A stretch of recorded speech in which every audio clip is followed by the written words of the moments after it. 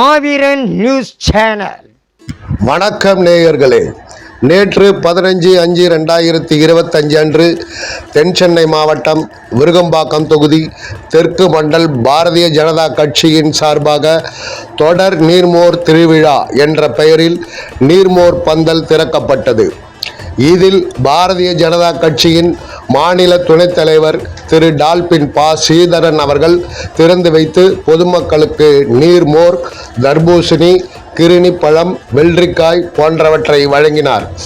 இதில் தென் சென்னை மாவட்ட தலைவர் இ சஞ்சீவி, முன்னாள் மாவட்ட பொதுச் செயலாளர் கே பிரேமானந்த் மற்றும் பல மாநில, மாவட்ட, மண்டல், வட்ட, கிளை நிர்வாகிகள் திரளாக கலந்து கொண்டு இந்த நிகழ்ச்சியை சிறப்பித்தனர்.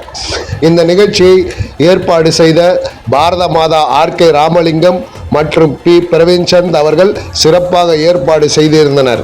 இந்த நிகழ்ச்சிக்கு முன்னிலை வகித்த ஆர்.பி. மகாராஜா பிரபு, வி. ஜெயஸ்ரீ, மண்டல் தலைவர் திருமணி, பிரகாஷ் பிள்ளை ஆகியோர் முன்னிலை வகித்தனர். இதற்கு உறுதுணையாக ரஜினி என். ராஜேந்திரகுமார், பாபி ஜோஸ், சிந்தனை சிவபவானி, வெங்கடேசன் அவர்களுடன் கிளை தலைவர்களான சந்திரசேகரன், திருச்செல்வம் ஆகியோர் உடனிருந்தனர். இந்த நிகழ்ச்சிக்கு பொதுமக்கள் மிகுந்த வரவேற்பு அளித்தனர். இந்த கோடை வெயிலின் தாகத்தை தீர்க்க இதுபோல் நீர்மோர் திருவிழா போன்ற நிகழ்ச்சிகளை பாரதிய ஜனதா கட்சி சிறப்பாக நடத்தி வருவது குறிப்பிடத்தக்கது.